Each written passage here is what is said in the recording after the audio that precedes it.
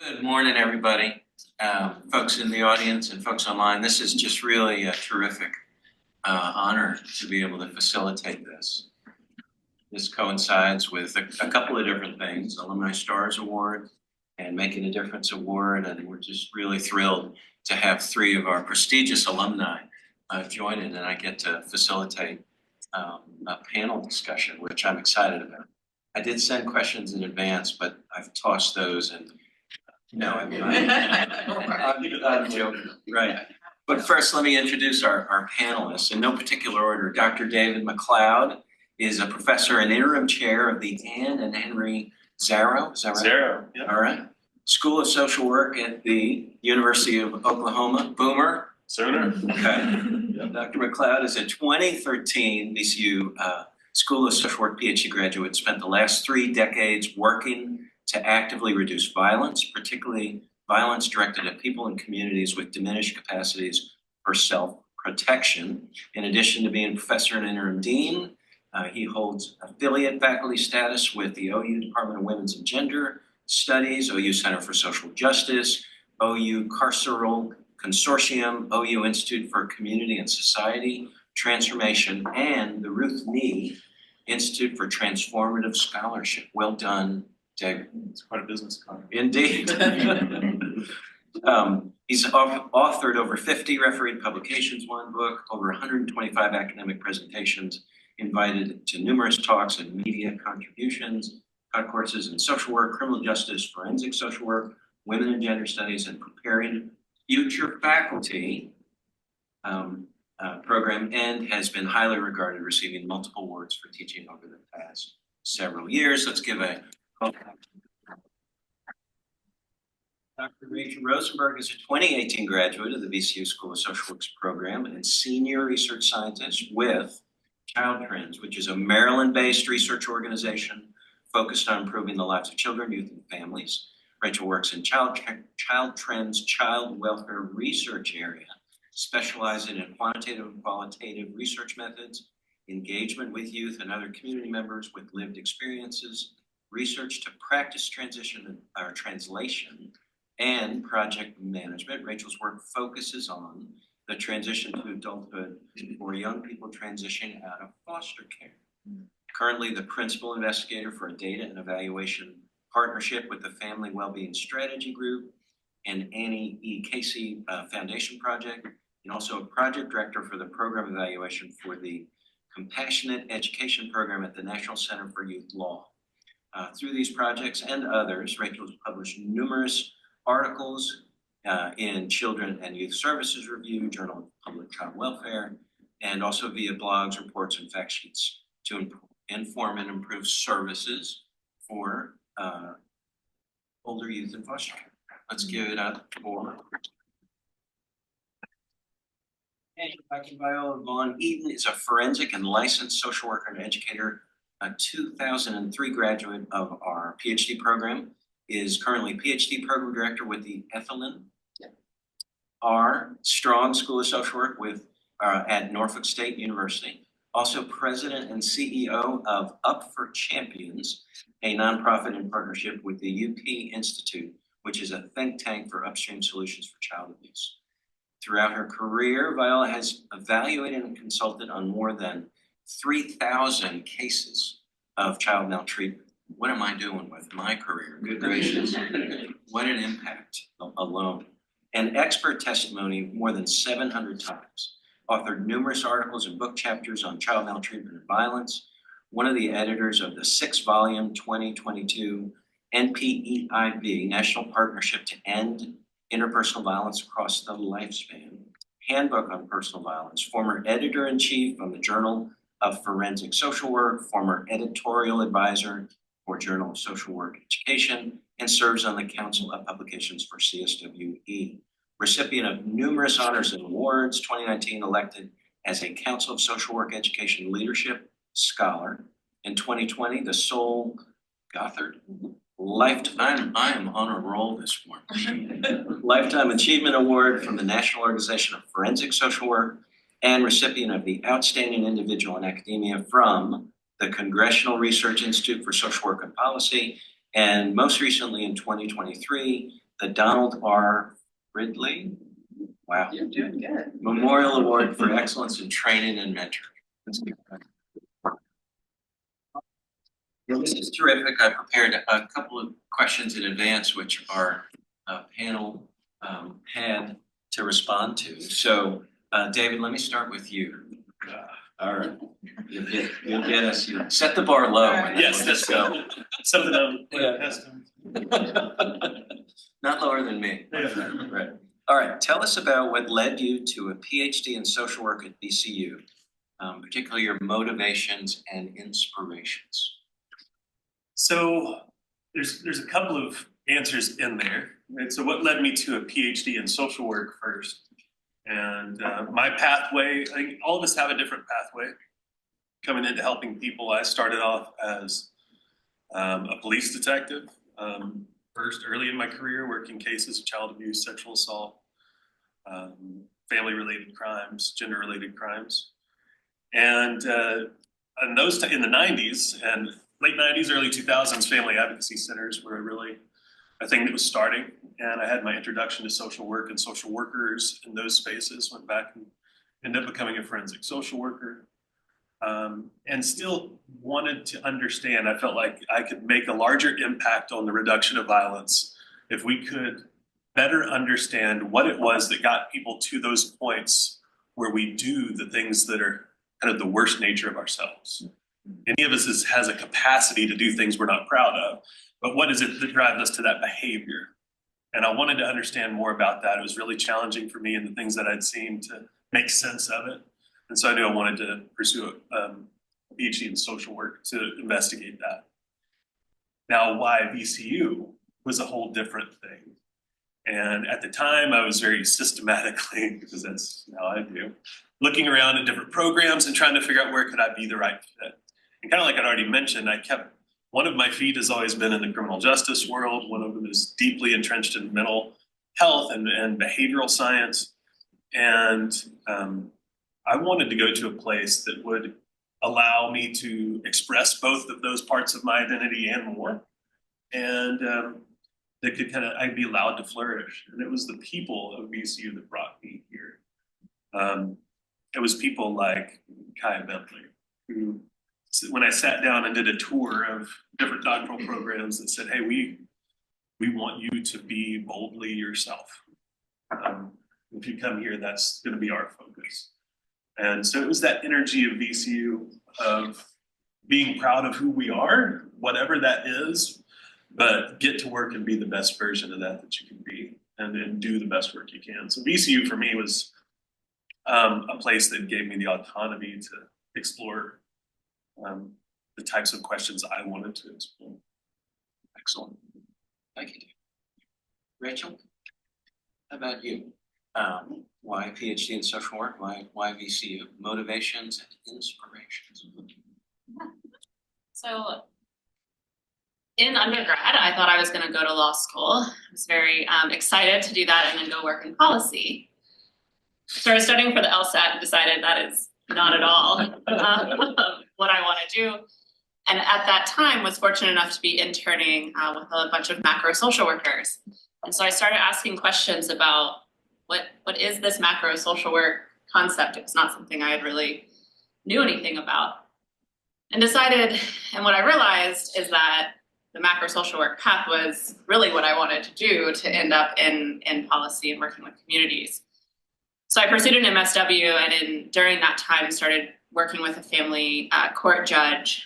At the time, Kentucky, where I was in school, had just started extended foster care. And so they were really interested in adults who that was not a policy when they were going through the system. And so I spent a summer doing research with adults who had aged out of foster care and were currently incarcerated or experiencing homelessness, and realized a few things in that experience. The first was that I was really passionate about research and excited to kind of figure out a path to do research full time, and that I didn't feel like I had the full set of skills that I needed to really give justice to the participants who were sharing their stories with me. And so I decided to pursue a PhD in social work. So that's my journey kind of to social work, and then for VCU, similarly, it was people. I was really looking for a program that was going to be open to a slightly different path. I didn't work after my MSW. I went straight through school, and so I wanted a program that was open to that, and wasn't going to make me go work for a few years before I could come back to school. And I knew kind of from the start that I didn't plan to stay in an academic setting, and so I also really wanted a program in school that was open to that and was going to help me figure out what that path looked like for me. Excellent. Thank you. Nolan. So I think similarly, the curiosity, wanting to learn, wanting to understand a particular issue in my community. So I received my MSW in 1987 at Norfolk State University, where I've come back to all these years later to run the doctoral program. But while working on my MSW, I was working part-time in psychiatric hospitals. One was really across the lifespan, but in particular had a children's unit. And a question that kept nagging me was, why are so many children in psychiatric facilities? And it seems like a very simple thing now, but then it really wasn't. But of course, the theme kept coming back to child abuse and neglect. So the more I wanted to understand that, the deeper I got into research, the more I wanted to explore ways of ameliorating the issues. And in particular, I thought that I could utilize the research to help me clinically, because I became a licensed clinical social worker in 91, when back in the day when I had to drive to Richmond and do an oral examination. So you had to have 3 years postmasters plus a written and oral exam. But I felt like it still wasn't enough. And the opportunity that VCU gave at the time, Robert Green was the program director, and reached out to me and said, we really would like you, with your experience, to get a PhD at our school, and invited me to come up, took me on a walk of the campus. And I was like, well, maybe I'll just do this part-time. It's like, no. We want you full-time. I was like, wait a minute, I already have an established career. But he convinced me, and in part, it's the people. And it was the best thing that I could have ever done, coming to VCU to get my PhD. It has changed my life professionally, personally, in so many ways, and certainly has helped me address the child maltreatment issues in our society that I continue to work with. Wonderful. I'm going to probably inarticulately tie these together, but all of you were attracted here by somebody telling you that you can come and be yourself and pursue what you want to do. And then all of you are driven by a passion to serve youth. Justice involved is a theme. Unfortunately, that there are lots of the population social work serve involved in some fashion with the criminal legal system. So thank you for those answers. And I realize I forgot to introduce myself. Is that right? I did not. No, we don't know who you are. Right. In case we are recording this, so in case we circulate this, but Gary Cuddeback, I'm the dean here at the School of Social Work. But the least important person up here. All right, get ready, Viola, because I'm going to switch the order, and I'm going to start down. Okay. So, second question: what was your first job after your PhD, and how did things evolve to where you are now? Really, like a long answer, right? Yeah. I had to really think about that one. So, having worked at a child abuse program in a children's hospital for 7 years, I really was starting to need a breather. And I thought I could do that, one, not only finishing that dissertation, but going into private practice full time and taking a step back. But my, reputation in the community was as the child abuse person. So even though I was in private practice, I was seeing children from foster care that were child abuse victims. But I remained in foster care, and then I had this revelation that clinically, I couldn't therapize my way out of the situation. So I had to really start thinking about the policies, as well as the research nationally. So what are some of the answers out there? I was attending, and I think it's so important for all of us to find professional organizations that can support us. So I was attending organization conferences such as APSAC, the American Professional Society on the Abuse of Children, was introduced to many of the leading researchers literally in the world, people who I had studied as part of my dissertation. I had the opportunity to meet. And, you know, I'm so honored now to say I can call them my friends, that I serve on committees with them and do other things. So it opened, part of having the PhD opened me to the world of research, opened me to the world of policy, but allowed me to then step in and continue service in a very different way, as opposed to just clinical or just going to court from the forensic standpoint, but serving on a number of committees, driving policy issues, as well as practice, like best practice. So I've had the opportunity to collaborate on like the national forensic interviewing guidelines or other publications that really drive how we interview, treat, overall just intervene in the child maltreatment arena. Thanks. Thank you. Rachel, how about you? Your first job after your PhD, and how did things evolve to where you are now? Sure. So my first job out of the PhD program was as a research scientist at Child Trends. So still there, it's going pretty well 7.5 or so years later. It was kind of my dream job of, you know, when I was sitting down with my committee members and my mentors here and describing what I wanted to do. And then this job posted and I was like, oh my gosh, great timing. And I was fortunate enough to start there and have been promoted a few times. So I'm now a senior research scientist and been able to lead a few projects, all focused on the transition to adulthood for young people leaving care. So been able to do some sexual and reproductive health focused work, education work, and then also general child welfare system reform oriented work. Excellent.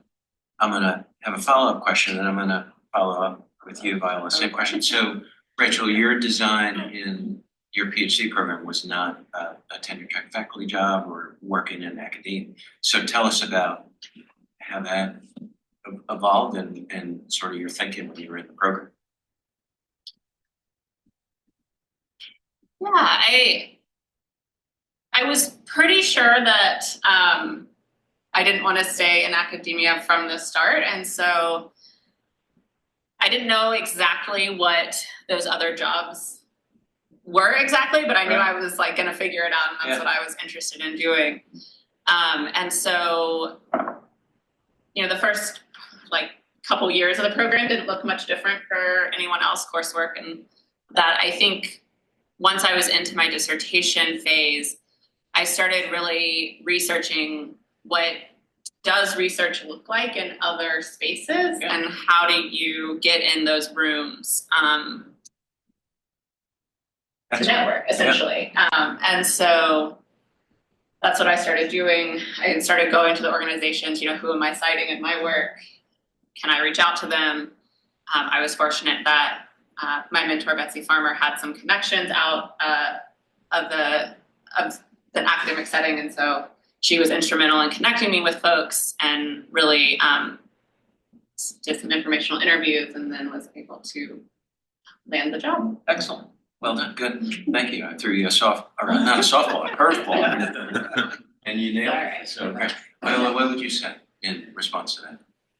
You know, I think it was, so it's not quite as noble, but I think, so in 1991, at that time, I literally, my understanding was one of the youngest licensed clinical social workers in the state of Virginia. And I realized that I may not want to be a therapist forever. And the only thing I could think other thing I wanted to do was faculty work, but I wasn't ready. It was more like down the road, maybe this will be a great job to have, because I love learning. And at one point, I know my family was like, you can't be a professional student. You've got to work. So it evolved from there. I ultimately, even though I was in private practice for a number of years before becoming faculty at Norfolk State, if you looked at my CV, everything I was doing, serving as editor of a journal, serving on advisory boards and committee things and adjunct faculty, everything really said, oh, this is a faculty person.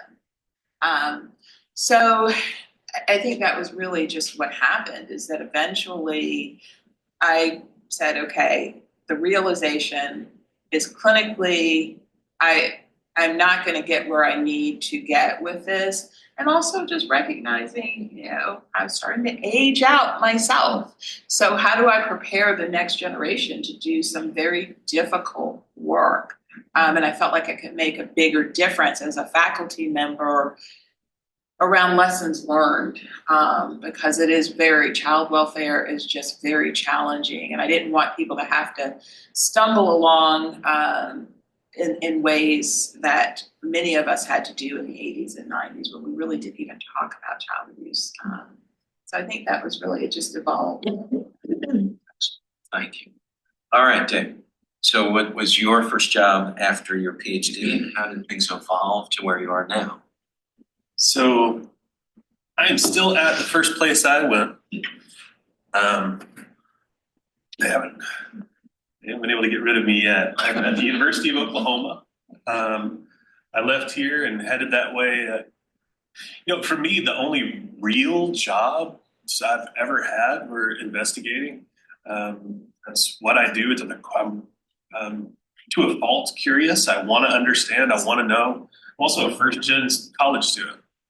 And so once I figured out how to learn and how to interact with the academic system, I fell in love with it. I mean, I think that there is such a part of investigation in your learning. Like, are you really digging into what is fascinating to you, and what are you going to do with that?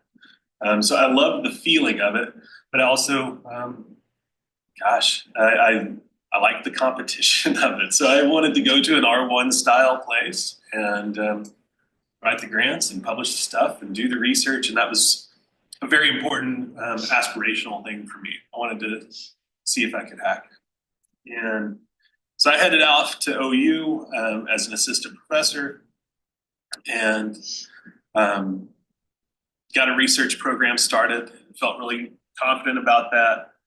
And an opportunity came up where I have a whole history of falling upwards. So we needed desperately to have a graduate program coordinator, and I was the only person around. And so I ended up doing that for a minute, and getting more into I fell in love with teaching.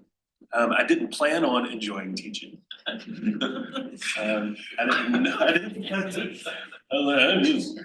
know that was going to be something. I knew that I wanted to learn how to teach.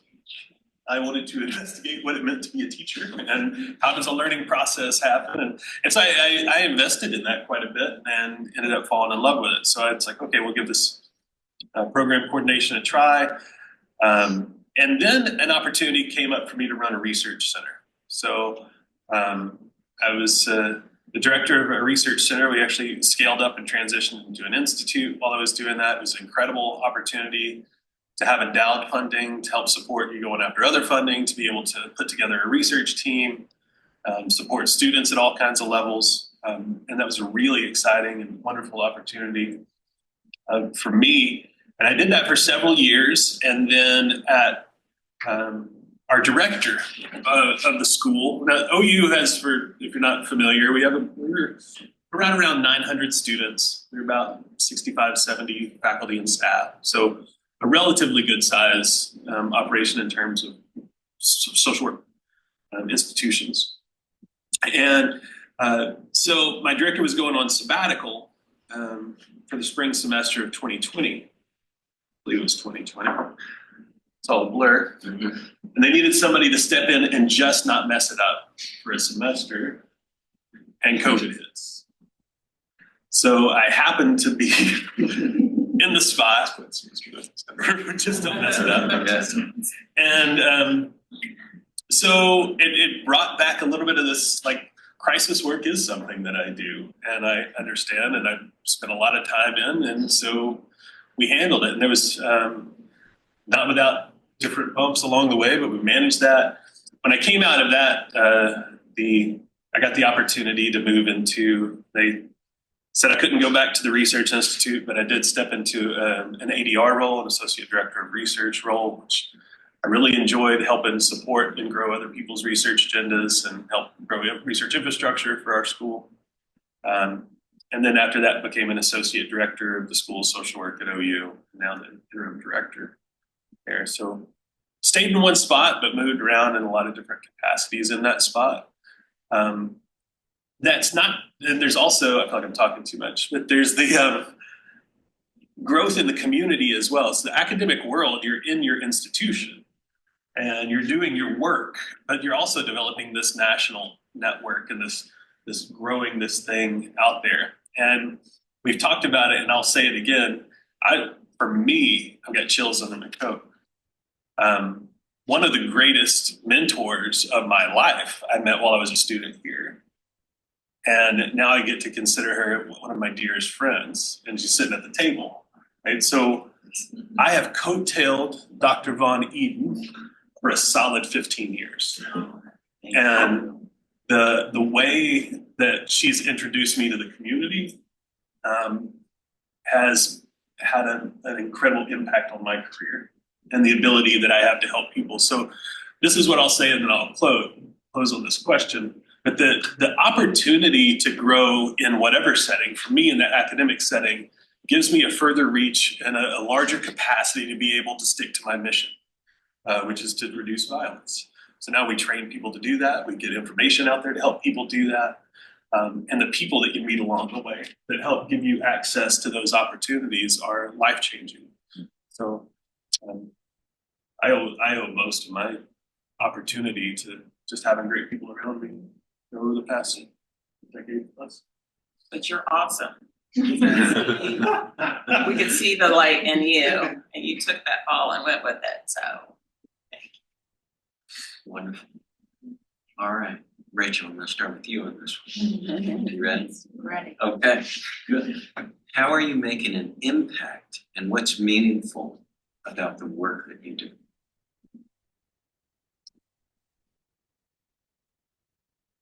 It was important to me to find a really applied research setting in my work. I wanted to make sure that I could be in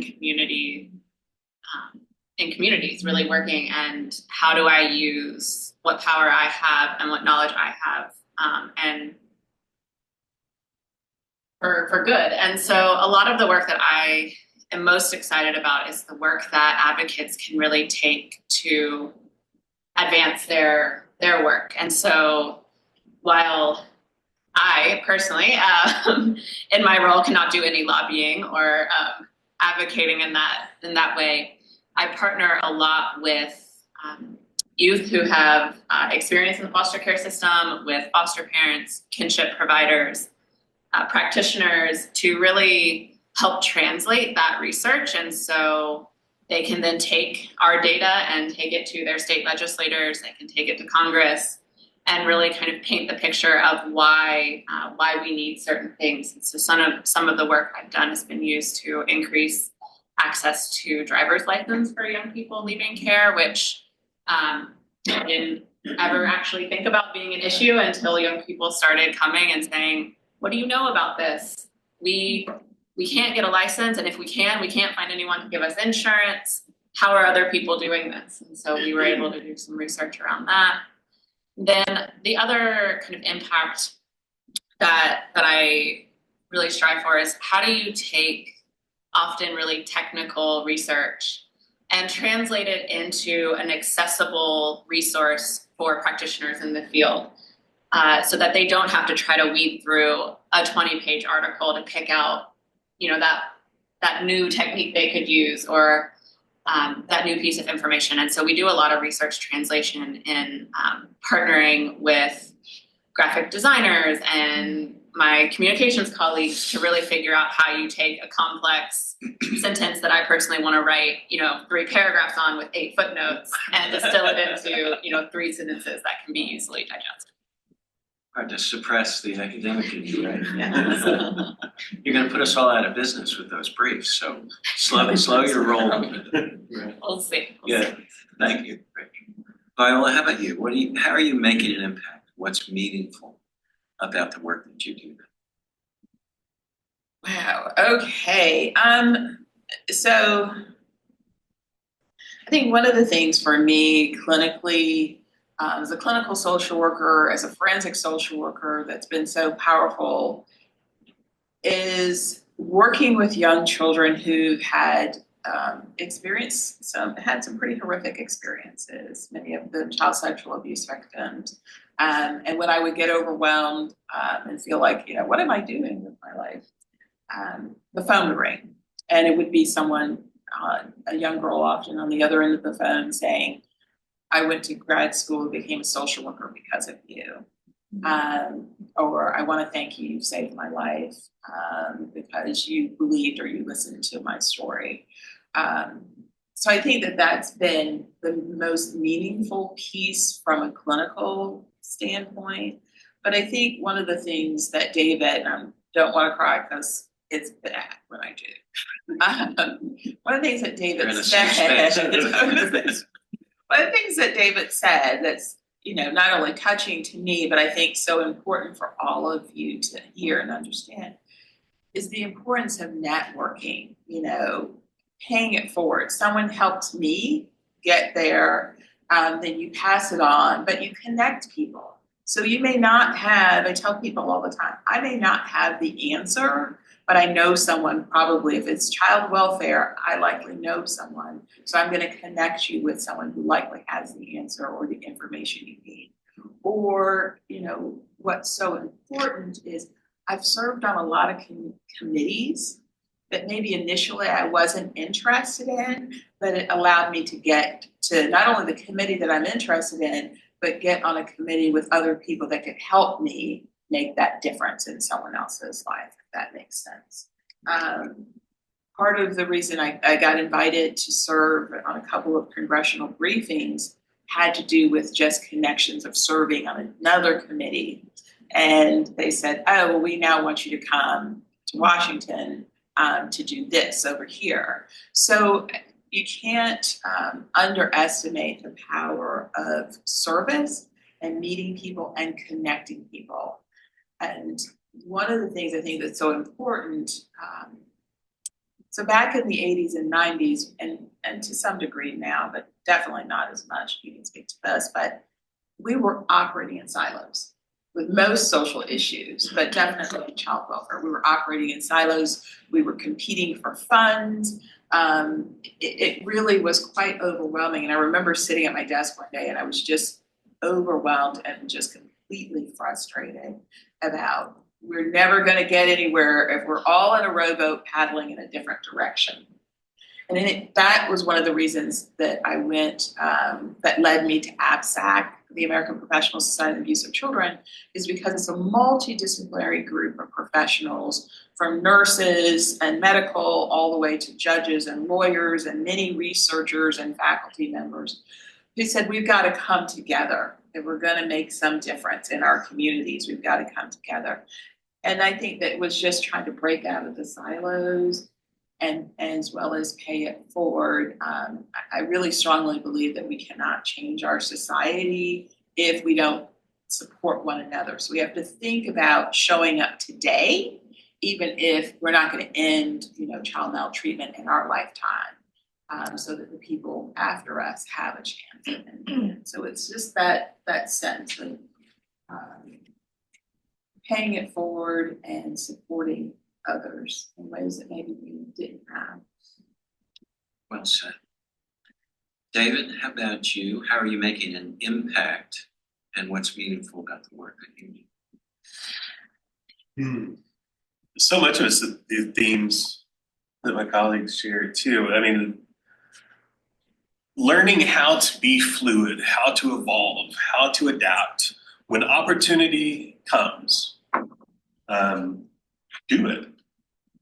Right? The world is changed by people, flawed, messy, insecure people.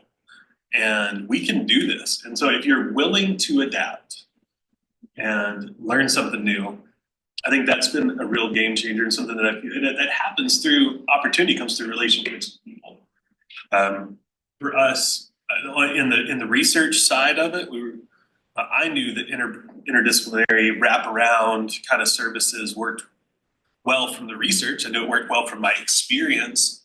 And so we started trying, and well, we didn't try, we did it. We figured out how to use data to sell the idea and develop funding to put together a multidisciplinary domestic violence service center, a co-located service center, which at this point has over 40 different service providers in one centralized location in the building together, with a coordinated intake and navigation system. So if somebody just gets to the door, they can see every service provider right there, develop an individualized, personalized plan. We've been able to serve thousands of people at Oklahoma City, and it continues to escalate. We took that concept once we figured out how to prove concept there and opened up a diversion hub. And we were able to find funding, put together that same co-located concept, and work on diversion-related services, criminal justice system diversion. Nobody who had come together on that team had ever done that before, but they were like, hey, let's give this a try. And here's where I would even make the plea to any doc students or people that are thinking about this. We feeling like an imposter, like if you're a human being and you don't feel a little bit of imposter syndrome, then you might be a sociopath. It's kind of normal. Like learn to just embrace that thing, because you can still make stuff happen. And that's really, and then the boring caveat I would add on there is being an administrator and learning how this stuff works, whether we like it or not. The ability to develop funding changes people's lives. The ability to develop funding. So whether that's developing funding so that OU can start its own PhD program fall 25. Having funding to hire new research faculty. Like those people will then change people's lives. And that doesn't happen. And so using data and using the skills and the relationships that you put together and the trustworthiness that you have amassed over time by being honest in your research, in your scholarship, and there's a difference between the two, I believe. But being honest in how you apply those things gives you that social capital to develop the type of resources you need to change the world. So I'm proud to have learned that lesson, and kind of as my beard's gotten more gray, I've recognized more and more that the way we can collaboratively do things really accelerates the impact that I can make, that we can all make, and that it's not gross to figure out how to get resources to support other people who want to join the team. So learning how to do that's a really important skill. Well said. Indeed. Well done. Well, let's build on your imposter syndrome comment. Right. I'd like to invite the three of you to go back in time when you were doc students. As you think about your doc student selves, what advice would you give yourselves now that you've been in the field for a while and doing what you've been doing? And how might you coach others we've got doc students in the audience, we've got doc students online. So what would you say to your doc student self that would be meaningful to hear? So Viola, let's start. Okay, sure. So wow, I haven't ever thought of that, because that certainly wasn't one of the questions you told us. But, I mean, I think what I would say is don't be so anxious. When you talk about imposter syndrome, that's the world that I live in. And people look at my CV and they think, oh, and no, I live in that space, and I turned 60 this year, and I finally said, look, enough of this. You got to stop some point in time. So what I would say is to be less anxious, to be more focused. It's about perseverance. I've never thought I was the smartest person in the room. but I showed up. And showing up often gets you there. So it's not about, kind of goes really to what David said. It's not saying, oh, I'm here to make a difference or I'm here to be recognized. No, it's you see that there's some work to be done, roll up your sleeves, do the work, and if you're fortunate, blessings will come and you'll be able to help others and make a difference that way. But it is about being, for me, if I were less anxious, I might have, I might have, I don't know, I might have finished my degree faster. I might have, you know, I might have less gray hair or something. I don't know. But I do know that it really goes back to support, having that community support. I was part of the largest cohort that they had at the time in the 90s, so the first group of 7 of us. And all 7 of us still remain in contact to this day. And that's been almost like we've known each other now over 30 years. We still support each other. We still call it. And so it is about relationships. It is about networking. It is about getting across. I tell my doc students, like, you know, I had one complain about something and I said, you know, you really need to rely on your cohort and not get too competitive with them. But yeah, imposter syndrome is real. And then easily really can show up. Yeah, excellent. So I'm going to come back and ask, what advice would you give a newly minted PhD just joining the either industry or so? Okay. So I just want to. Okay. All right, Rachel, what would you say to your doc student self back in the day? Probably something pretty similar. I could have been a little less anxious. I think that might have been helpful. Why was the program so anxiety provoking? That seems to be a theme already. Or it's just the nature of a doc program. Yeah. I mean, I do think some of it is the nature. I also think it's coming from a place of feeling that kind of this is a step to making a difference and to something bigger, and so taking it very seriously, which is important, and I think can sometimes lead a little bit into that more anxious space. You know, I think some of the other things I would think about is to stay curious through the process and approach things from a standpoint of curiosity and learning. And to be in spaces where folks are both supportive and challenge your viewpoints and your growth and kind of keep you learning, and to not get kind of complacent and in a bubble. And then similarly, yeah, I think the relationship piece is so critical. You know, build your community both with your cohort members. I'm also still really close with my cohort members and speak with them frequently, and also though mentors and community both that are pursuing PhDs and who aren't, and can still keep you grounded in the field and just life kind of outside of, I think, what can sometimes feel like all consuming while you're in it. Exactly. Thank you. And Dave, how about your doc student self? My doc student self, I think it's very similar themes, right? I would say as a doc student, you're learning how little you know, right? The world is full of incredible questions and data, and you know very little about most things, right? So that's an imposing reality to come to terms with. At the same time, you are likely the expert on your substantive area already in the room. So it's about balancing that and negotiating those truths at the same time. And there's another important couple of truths that I would remind myself to stay aware of, and that's grit and humility can coexist, right? So when you're looking at the world and the things that are out there, having those wide open, think of having your eyes open and rested, like you're not tense, that kind of look at the world with that kind of curiosity and don't die. Right? Stay in the fight. Like if this is a grit situation, stay engaged and learn how to roll with it.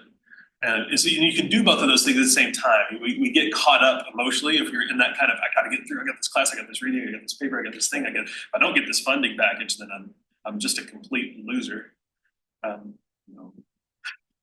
Yes, work hard to get them, but also keep those eyes open, stay humble.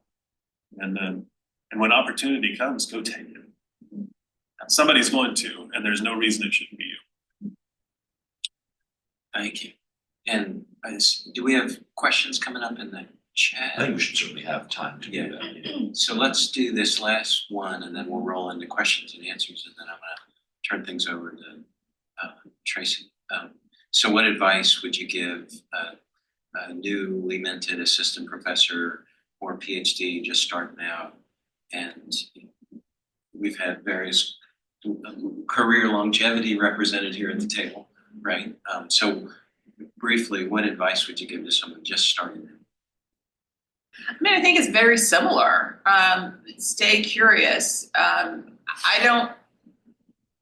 I think humility goes a long way. I don't think being competitive really serves you to the degree that you think it does. I think one of the things when we talk about relationships, a lot of people don't realize that we've stayed in touch with our cohort. In reality, the academic world, academia, the academy is small. I'll just give you a quick example. So my chair here at VCU ultimately at some point in time had retired and then unretired, ended up working for me at Norfolk State, assigned to me in the doctoral program. Then during COVID, we needed an interim dean and she agreed to be the interim dean. So I ended up working for her. Well, now we've hired a dean and she's back working for me. So you got to think in terms of people communicate, not just here in Virginia, but literally across the country. So someone that you may have had a positive experience with at some conference, in some class, or on some committee, 5 or 10 years later, may be the person recommending you for a job or some other thing that you want in life, or may help you get the funding you need. So don't underestimate the power of relationships. And likewise, even if it's someone that you feel like you don't like and you want to avoid, you don't know what could happen 10, 20 years down the road. So just keep that in mind. I think real quick, I know we're part of that imposter syndrome doesn't stop just because you get the PhD. I tell people the PhD is about the journey. And the journey isn't the piece of paper. The journey is the transformation of yourself as an individual. There were times that I was working on my dissertation and I couldn't even look myself in the mirror because I'm like, what is wrong with me? Why am I so stuck? So it was finding strengths that I didn't know that I had and overcoming, and that perseverance not to just walk away. And that's very true even once you're an assistant professor, because it's very challenging. Most people show up thinking, oh, this is it. I've arrived, I don't have to work hard. Well, no, now you're working towards tenure and promotion and all of those moving parts that can be equally demanding. So just keep that in mind. Thank you. Thank you for scaring us all. Rachel, how about you?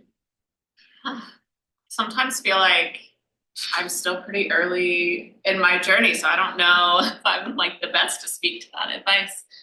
I have tried to surround myself with really smart and passionate people, and build those relationships and go for the funding when I have the opportunities. And so I think part of it is really figuring out what your kind of piece of the broader puzzle is, and kind of then building that out. And so, you know, in more of a soft money grant funded space, it really is about getting the money, because that is how, at least in my field, we have jobs. But then from there, how do you then leverage that and those resources to do really good work? And so staying focused while building the relationships, you know, meeting with that funder, and then 3 years later, you may finally get some funding. So building out those relationships. Maybe. You're lucky. Right. Excellent. And David, how about you? I would say, and I do say to my PhD students as they're getting ready to launch out, learn a lesson that I didn't learn on time, right? When you do research, quantitative research, we're going to pick that statistical significance level ahead of time, right? We're not going to fish the data and then figure it out.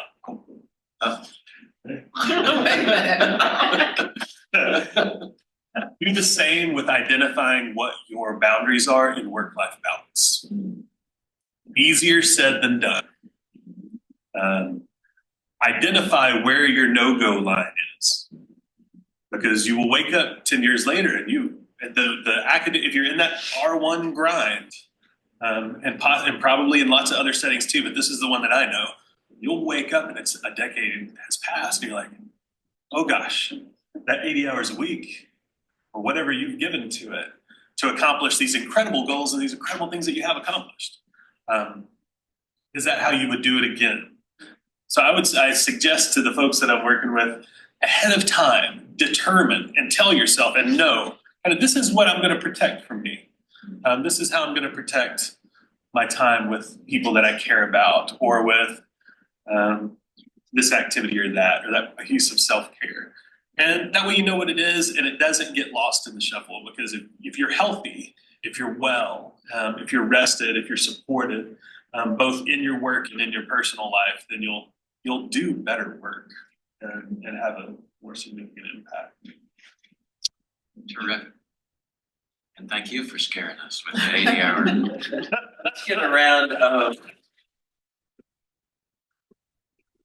it up for a few minutes. Colleagues online, you could just raise your hand, and if you've got questions, or just unmute and fire away. And then same with our audience here. Okay, Raniel, go ahead. How do you navigate potentially rocky relationships in academia and just your overall work, given that academia is so small, without also operating from a place of fear, if that makes sense? How would you say you guys have handled it in the past? I've handled it in good ways and bad ways.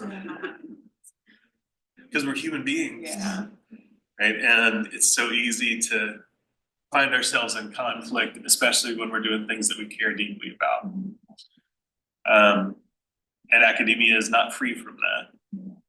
But I'll lean on, with maturity, which I'm still working on. I listen to what Viola says. Right? Like, that you've got, like, finding ways to navigate that gracefully will serve you better in the long haul. But there are sometimes you just got to make people mad. Yeah. But no, there'll be a price for it. So, like, it's kind of like that will live forever. And if it's worth it, then you have to do, it's an ethical thing you have to do. And as social workers, we get caught up in another layer of that too. But sometimes who we're in opposition to ethically, it might be our state systems or the university structure itself. That's a real challenge.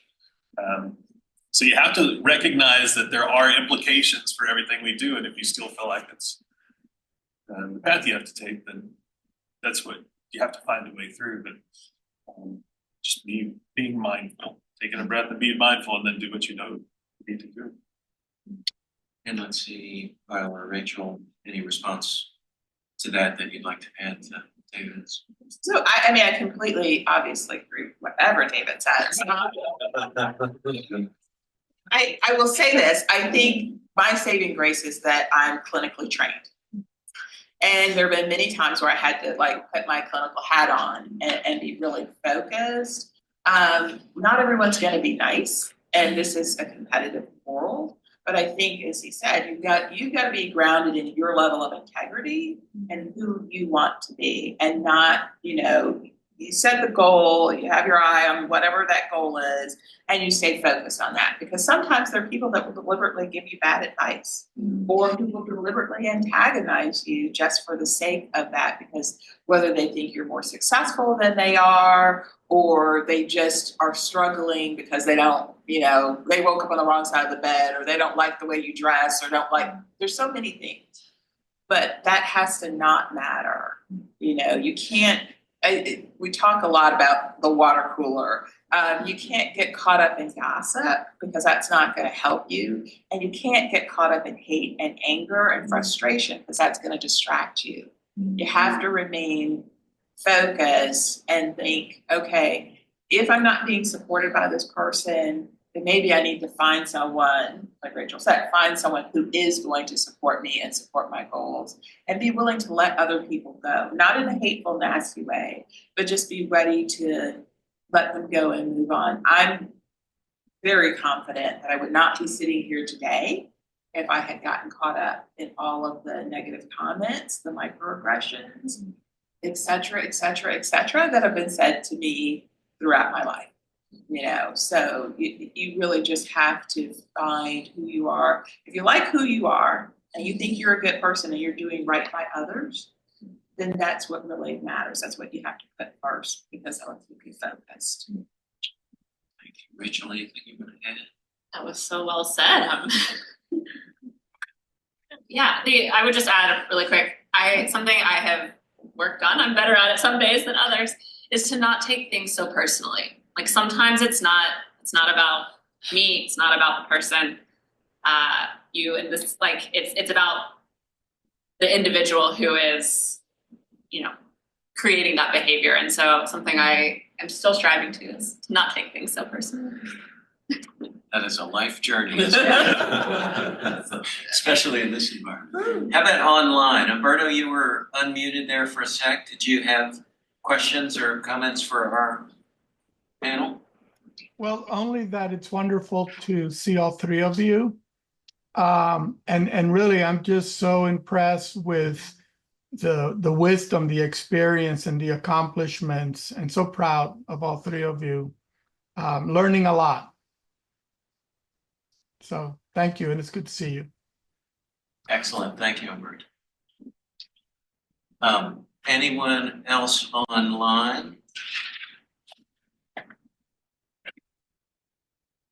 Would like to ask a question, or in our audience? You spoke about boundaries. How do you all go about recharging, since you all are givers and what you all do?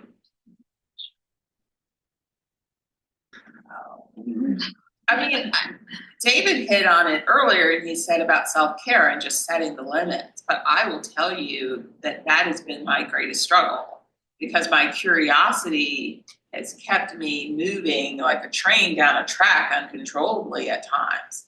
And I could lecture all I want to patients, to students, to everybody about self-care, but I wasn't doing it. So I really, hindsight's 2020. I have learned, I pretty much, when I say pretty much, stopped working on weekends. When David said 80 hours a week, that was my life, but I justified it because I said, oh, but when you reflect back on the things that you might have missed out on with family and friends, or you start having health issues because you're just, operating too intensely. So now I do Pilates like 5 times a week. I, walk, during the day, but I don't work on weekends. So I think the simplest way is to schedule it just like you schedule anything else in your life. If you're not capable, like I wasn't, of seeing the value of it, you have to schedule it. I had one of my early bosses tell me that, even when they had children, they still scheduled date night.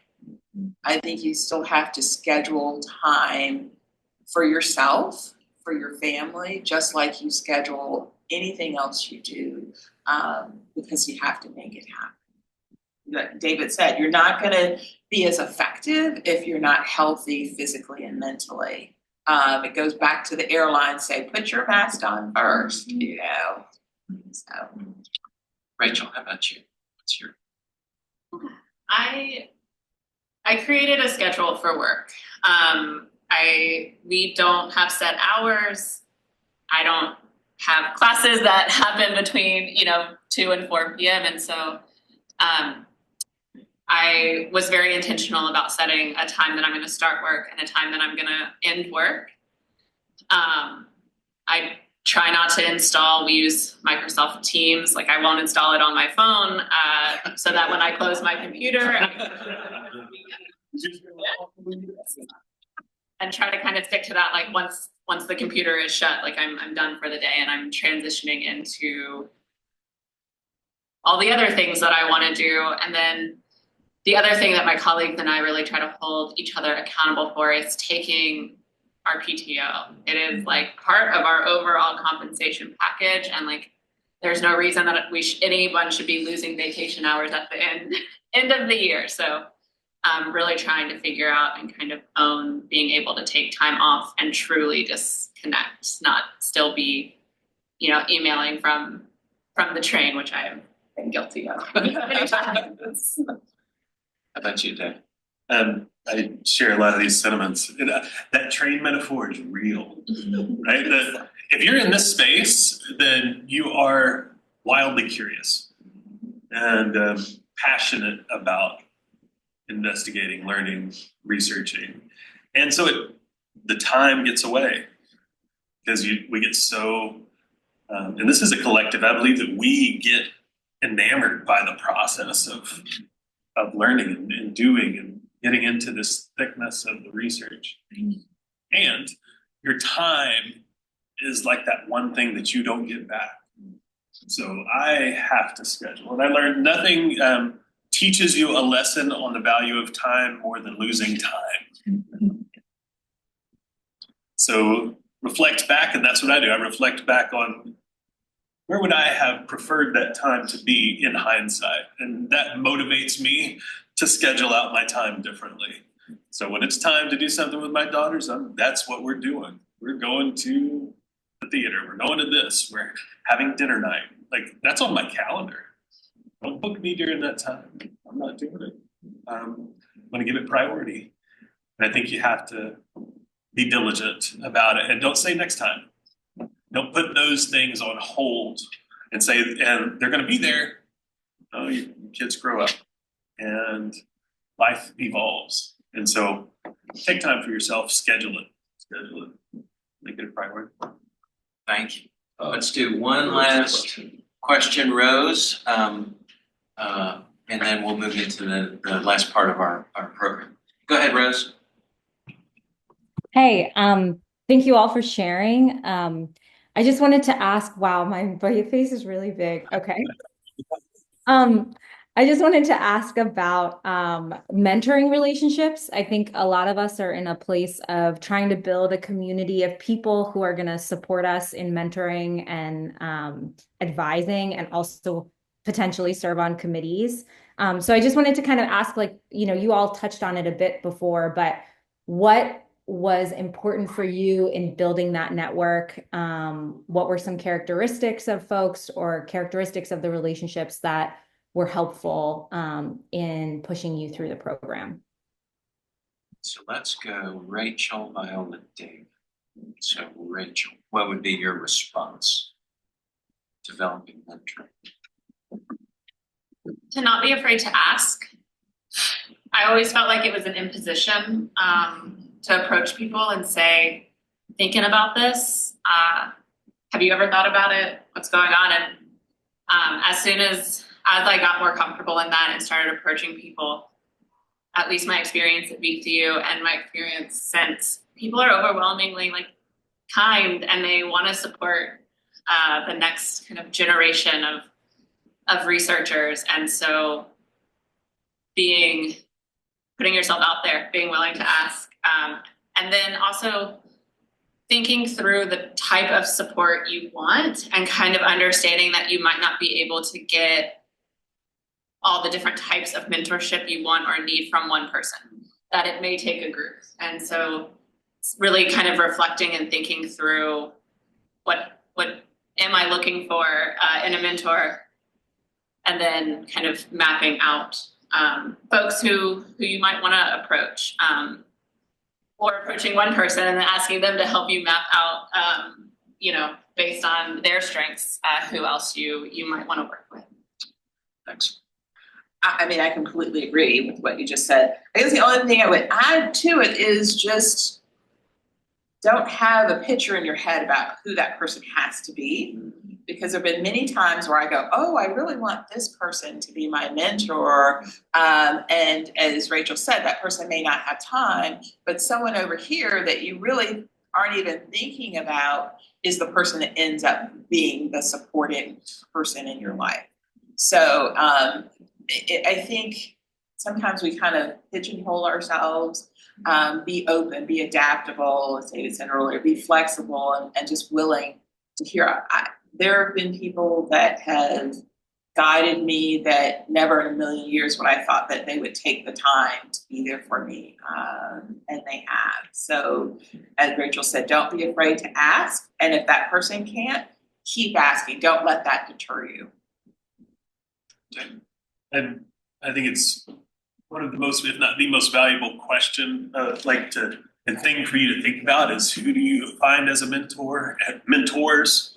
I've already mentioned to sit at a table with Viola is an honor for me, and to be considered my friend is an honor.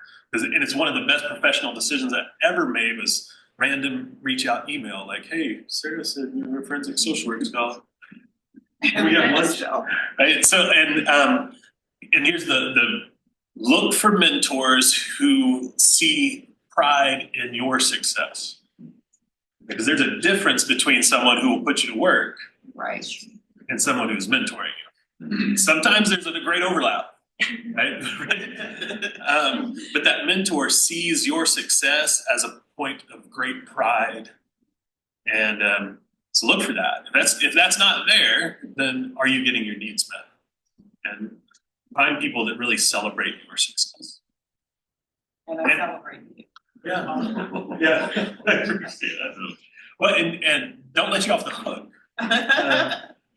They'll push you, right? So it's not about that, but Excellent. Well, let's give a round of applause. I'm just thrilled that I got to be a part of this panel. Now, Viola and Rachel, you get to relax. I'm going to turn over our program to Dr. Tracy White, who's our PhD program chair, and for a presentation to David, so you get to enjoy this too. So you can stay right where you're at, and Tracy, you and I can switch places, Okay. and I'll slide over here. So leave us way over here. Yeah. Okay. Whatever you want to do. And is there? Yeah. Okay. Okay. Okay, this is a little awkward. okay, I'll stand up. Okay, so first of all, thank you all. Thank you all so much. This is so great. I'm really proud to be part of the PhD program here. And part of it is because not only is it a good program, but we have great students. So thank you all for sharing your experiences. As many of you know, our doctoral program places a high emphasis on developing social work scholars, educators, and leaders who strive to make a difference and a major impact on communities and individuals that social workers serve. And as you can see, our doctoral graduates do just that and can articulate that in all these amazing ways. So to honor them, the Making a Difference PhD Alumni Award was established in 2006 to recognize alumni who have distinguished themselves as innovators in research, in scholarship, education, advocacy, and policy development or human services. This morning, I have the distinct pleasure of presenting the 2024 Making a Difference Award to Dr. David Ethelyn McLeod.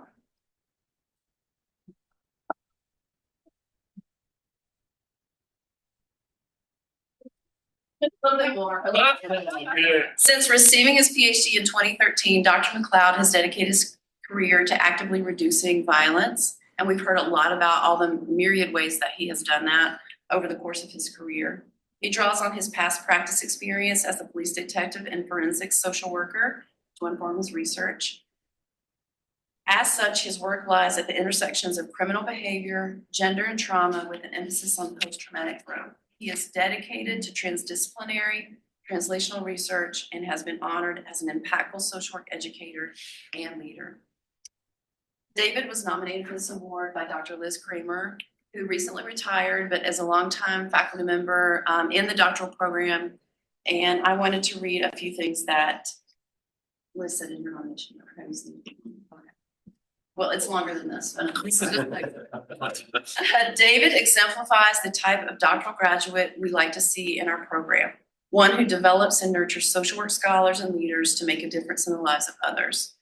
David has proven himself as a stellar faculty member and social work scholar. He is creative, amiable, and professional.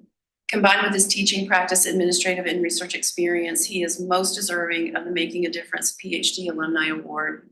I'm immensely proud that he is one of our doctoral graduates. Dr. McLeod exemplifies how to make a difference through social work research, teaching, and scholarship. His dedication to leadership is one of the many reasons why our School of Social Work is proud to present him with the 2024.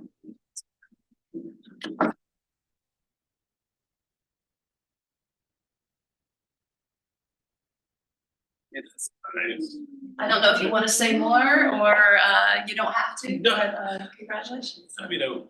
I'll just say thank you. This place is so special.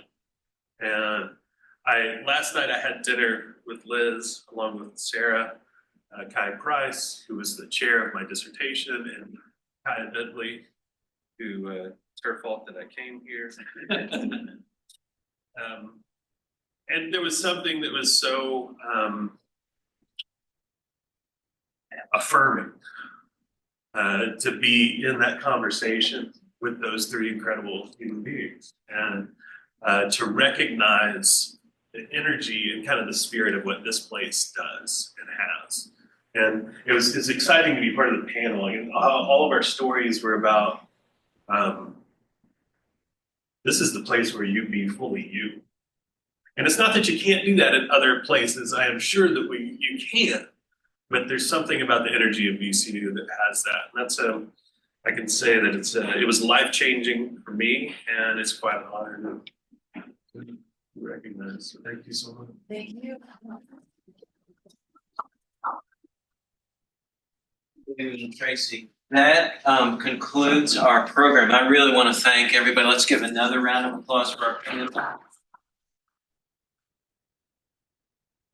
Thanks for those who attended online, and thanks for everyone coming. For those of you who are here in person, we do have lunches coming up. So, and I'm sure our panel would be more than delighted to hang around and chat. So all right, and give yourselves a round of applause.